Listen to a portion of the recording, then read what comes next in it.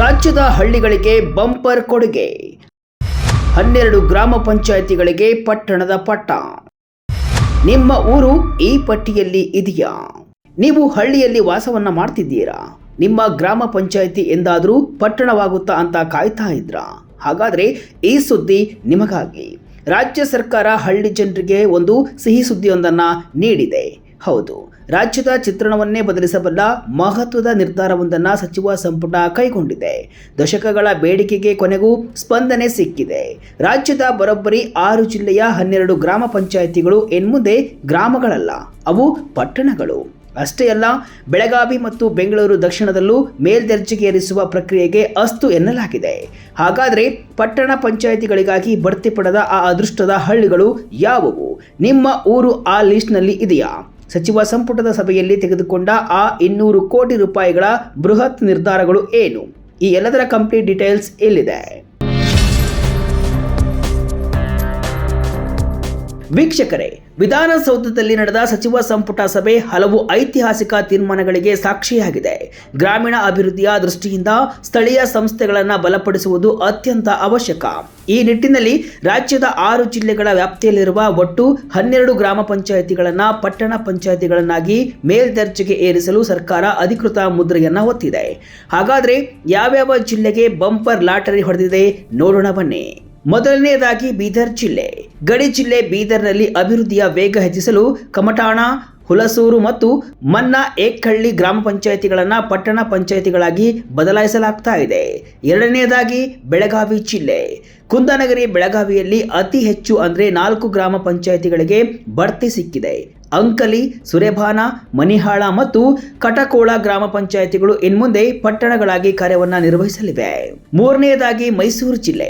ಸಾಂಸ್ಕೃತಿಕ ನಗರಿ ಮೈಸೂರು ಜಿಲ್ಲೆಯ ಸಾಲಿ ಗ್ರಾಮ ಪಂಚಾಯಿತಿಯನ್ನ ಪಟ್ಟಣ ಪಂಚಾಯಿತಿಯಾಗಿ ಘೋಷಣೆ ಮಾಡಲಾಗಿದೆ. ನಾಲ್ಕನೆಯದಾಗಿ ಬೆಂಗಳೂರು ಗ್ರಾಮಾಂತರ. ರಾಜಧಾನಿಯ ಸನಿಹದಲ್ಲಿರುವಂತಹ ತ್ಯಾಮಗೊಂಡ್ಲು ಗ್ರಾಮ ಪಂಚಾಯಿತಿ ಕೂಡ ಪಟ್ಟಣ ಪಂಚಾಯಿತಿಯಾಗಿ ಮೇಲ್ದರ್ಜೆಗೆ ಏರಿದೆ. ಇನ್ನು 5ನೇದಾಗಿ ಯಾದಗಿರಿ ಜಿಲ್ಲೆ. ಇಲ್ಲಿನ ಸಗರ ಬಿ ಮತ್ತು ವಡಗೇರ ಗ್ರಾಮ ಪಂಚಾಯಿತಿಗಳಿಗೆ ಮೇಲ್ದರ್ಜೆಯ ಭಾಗ್ಯ ಸಿಕ್ಕಿದೆ. ಇನ್ನು 6ನೇದಾಗಿ ಉತ್ತರ ಕನ್ನಡ ಜಿಲ್ಲೆ ಕರಾವಳಿಯ ಮಾವಳ್ಳಿ ಗ್ರಾಮ ಪಂಚಾಯಿತಿ ಇನ್ಮುಂದೆ ಪಟ್ಟಣ ಪಂಚಾಯಿತಿಯಾಗಿ ಕಾರ್ಯವನ್ನ ನಿರ್ವಹಿಸಲಿದೆ.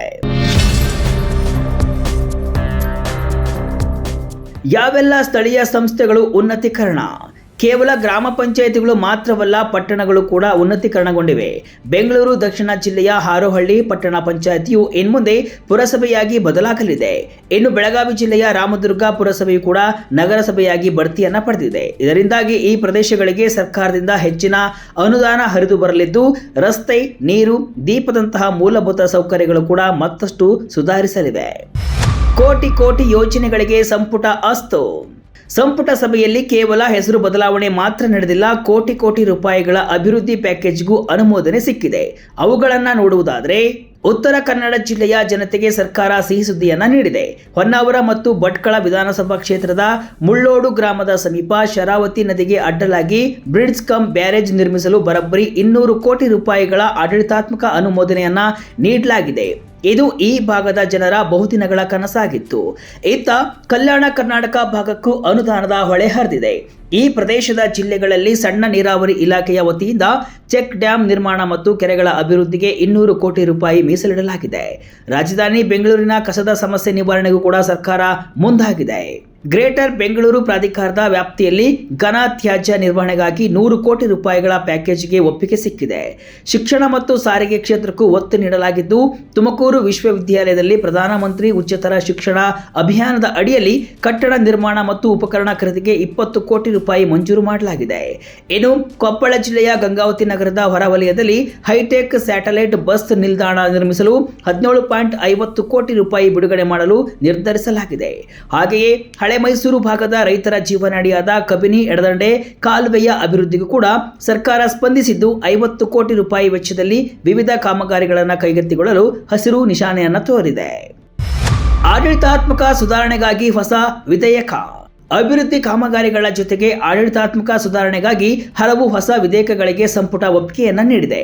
2025ರ ಸಾಲಿನಲ್ಲಿ ಜಾರಿಗೆ ಬರಲಿರುವ ಪ್ರಮುಖ ಬದಲಾವಣೆಗಳು ಹೀಗಿವೆ. ಔಷಧಗಳು ಮತ್ತು ಸೌಂದರ್ಯ ವರ್ಧಕಗಳ ತಿದ್ದುಪಡಿ ವಿಧೇಯಕಕ್ಕೆ ಅನುಮೋದನೆ. ಕರ್ನಾಟಕ ಸಿನಿ ಮತ್ತು ಸಾಂಸ್ಕೃತಿಕ ಕಾರ್ಯಕರ್ತರ ಕ್ಷೇಮಾಭಿವೃದ್ಧಿ ತಿದ್ದುಪಡಿ ವಿಧೇಯಕಕ್ಕೆ ಒಪ್ಪಿಗೆ.